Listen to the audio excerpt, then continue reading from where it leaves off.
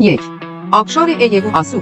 آبشار ایگوآسو یکی از بزرگترین و شگفت‌انگیزترین سیستم‌های آبشار در جهان است. این آبشار در مرز آرژانتین و برزیل قرار دارد و شامل 275 آبشار جداگانه است که بزرگترین آن دهانه شیطان نامیده می‌شود.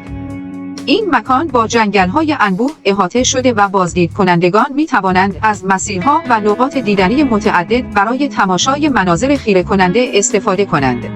2. بوئنوس آیرس.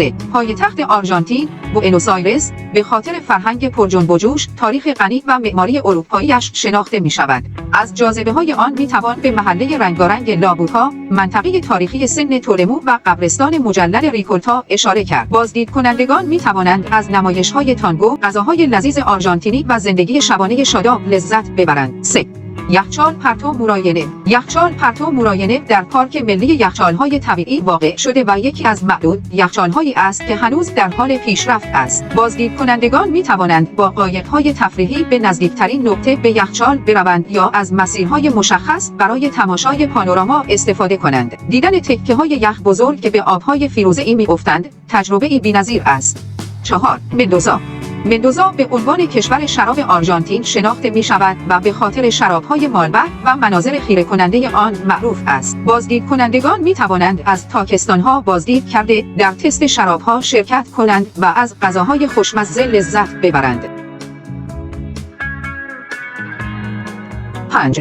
باریلچه. باریلچه در دل رشته کوه‌های آن واقع شده و به خاطر دریاچه‌ها، کوه‌ها و فروشگاه‌های شکلاتش معروف است. این منطقه مقصدی محبوب برای اسکی در زمستان و پیاده‌روی، دوچرخه سواری و ورزش‌های آبی در تابستان است. مناظر زیبا و معماری به سبک سوئیسی آن را به مکانی دلنشین برای بازدید در تمام طول سال تبدیل کرده است. 6.